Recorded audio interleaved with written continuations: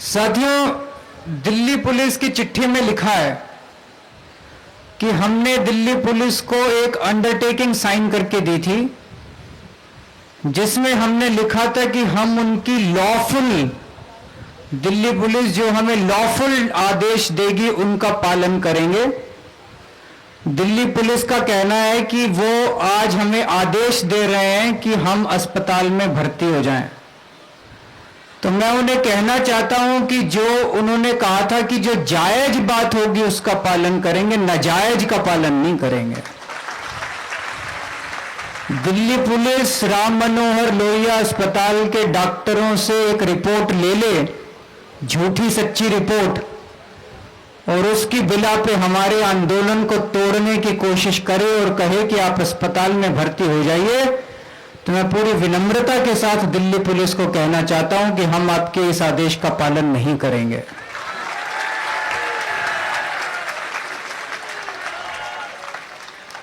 यह कैसा न्याय है इस देश के अंदर? आप भ्रष्टाचार करें, देश को लूटें और फिर आप ही तय करें कि कितने दिन आप हमारे खिलाफ अनशन कर सकते हो, कहां अनशन कर सकते हो। भ्रष्टाचारी लोग तय करें कि उनके खिलाफ हम कितने दिन अनशन कर सकते हैं, कहां कर सकते हैं, क्या कर सकते हैं। यह बात हम नहीं मानने वाले, हमारे को मंजूर नहीं है इस तरह की बात। दूसरा जो कानून इसमें आता है, जो मैंने सुबह कहा था वो मैं दोहराऊंगा। इनके कानून में लिखा है कि सरकार का यह कहना है कि हम आत्महत्या करने की कोशिश कर रहे हैं। हम आत्महत्या नहीं करने की कोशिश कर रहे, हम बलिदान देने के लिए यहां पे बैठे हुए हैं। दोनों में फर्क है। मैं आप लोगों से पूछना चाहूंगा, भगत सिंह ने आत्महत्या की थी? सुखदेव ने आत्महत्या की थी? राजगुरु ने आत्महत्या की थी? सुभाष चंद्र बोस ने आत्महत्या की थी?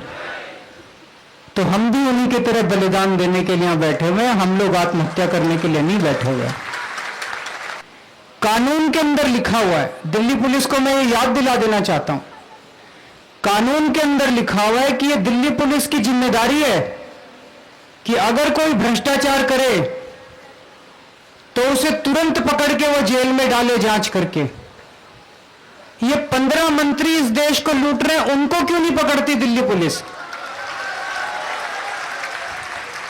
इनके मामले 5-5 साल, 7-7 साल हो गए इन 15 मंत्रियों के, उनका भ्रष्टाचार दिल्ली पुलिस को आज तक नहीं दिखाई दिया।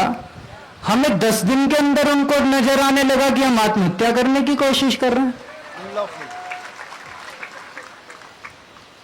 मैं सरकार को कहना चाहता हूं, आज आप इन 15 मंत्रियों को पकड़ के जेल में डाल दो, जहां कहोगे हम आपके साथ चलने को तैयार है, अनशन तोड़ देंगे हम आज अपना।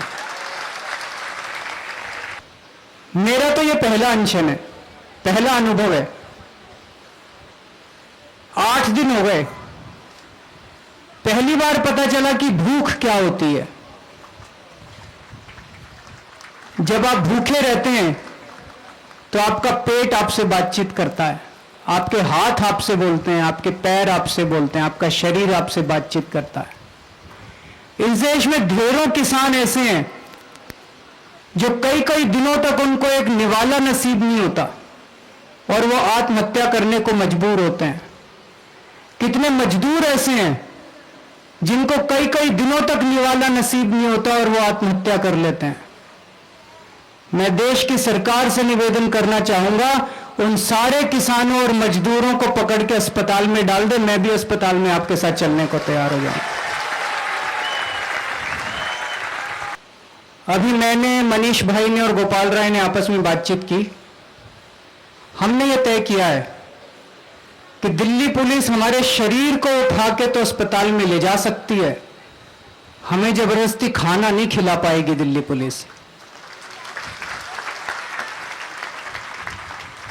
अगर हमें जबरदस्ती अस्पताल में ले जाया गया और उन्होंने हमें कोई नली लगाई, इंजेक्शन लगाया, तो हम उनकी नली निकाल के फेंक देंगे।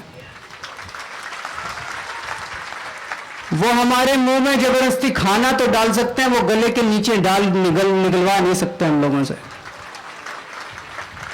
तो हमारा अनशन जारी रहेगा। अगर दिल्ली पुलिस ने जबरदस्ती हम लोगों को उठाया तो मैंने बता देना चाहता हूं कि जितनी नलियां हमारे हाथ में और पैरों में लगाएंगे वो सारी नलियां उखाड़ के हम लोग फेंक देंगे। हमारा अनशन अस्पताल के अंदर भी जारी रहेगा जब तक हम लोगों को भ्रष्टाचार का समाधान नहीं मिल जाता।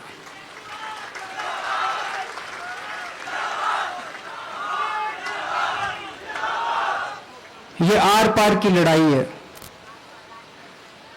कई लोग कह रहे हैं सरकार नहीं बात नहीं कर रही है, बात नहीं कर रही है। हमें सरकार के बात करने का इंतजार नहीं है, हम सरकार का इंतजार नहीं कर रहे।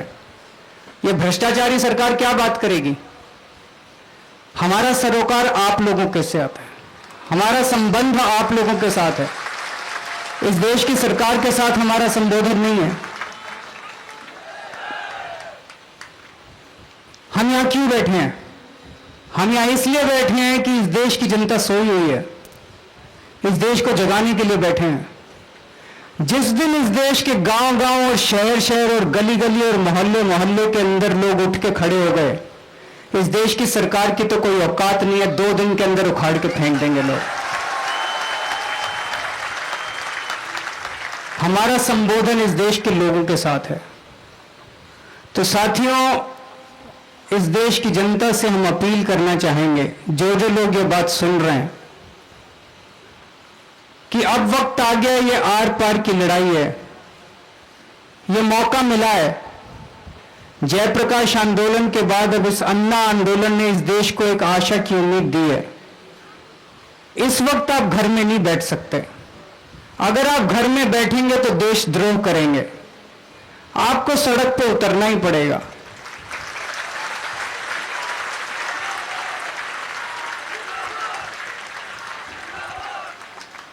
जो जो लोग जंतर मंतर आ सकते हैं आइए, जो नहीं आ सकते अपने अपने मोहल्ले में, अपने अपने गली में, अपने अपने गांव में, पूरे देश भर में जो जो आपके चुने हुए प्रतिनिधि हैं, आपका सांसद है, आपका विधायक है, आपका सरपंच है, उनके घरों के सामने बैठ जाइए, उनका घेराव कीजिए, उनके घरों के सामने बैठ के भजन कीर्तन कीजिए और एक एक दिन का रिले उपवास कीजिए। सब लोग एक एक दिन का उपवास कीजिए।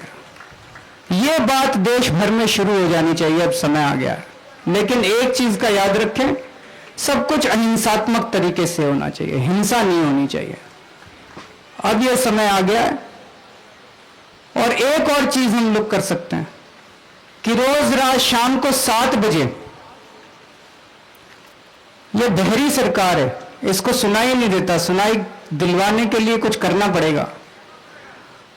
आप लोग भी अपने अपने घर से जब कल आए तो एक थाली और चम्मच लेके आइएगा, और जितने लोग इंडिया गेट पे आते हैं वो भी अपने अपने घर से थाली और चम्मच लेके आए।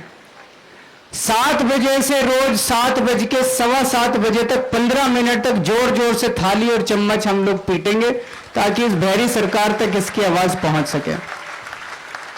और हम देश के लोगों से अपील करना चाहते हैं कि आप अपने अपने घर से निकल के 7 बजे रोज थाली और चम्मच 15 मिनट के लिए पीटें, ताकि ये पता चल सके कि कितने लोग इस भ्रष्टाचार के खिलाफ आंदोलन में साथ होते जा रहे हैं।